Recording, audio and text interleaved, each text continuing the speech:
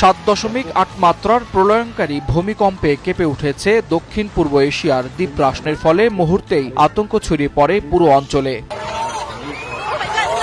স্থানীয় সময় সোমবার সকাল 7:40 ফিলিপাইনের দক্ষিণাঞ্চলীয় মিন্দানাও দ্বীপে আঘাত হানে এই ভূমিকম্প। যুক্তরাষ্ট্রের ভূতাত্ত্বিক জরিপ সংস্থা ইউএসজিএস জানিয়েছে ভূমিকম্পটির উৎপত্তি স্থল ছিল ভূপৃষ্ঠের প্রায় 45 কিলোমিটার গভীরে। কম্পনের তীব্রতা এতটাই ছিল যে কয়েক সেকেন্ডের মধ্যেই মানুষ ঘরবাড়ি ছেড়ে রাস্তায় নেমে আসতে বাধ্য হয়।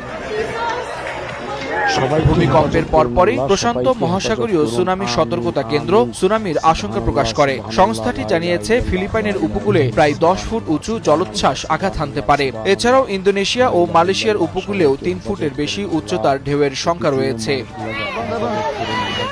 এদিকে পরিস্থিতি মোকাবেলায় ফিলিপাইন, জাপান ও ইন্দোনেশিয়ার সরকার জরুরি সতর্কতা জারি করেছে। ফিলিপাইনের প্রেসিডেন্ট মার্কো সবাইকে দ্রুত, নিরাপদ ও উঁচু স্থানে সরে যাওয়ার আহ্বান জানিয়েছেন। এছাড়াও জাপানের প্রধানমন্ত্রীও সুনামি সতর্কতা মেনে চলতে নাগরিকদের প্রতি অনুরোধ জানিয়েছেন।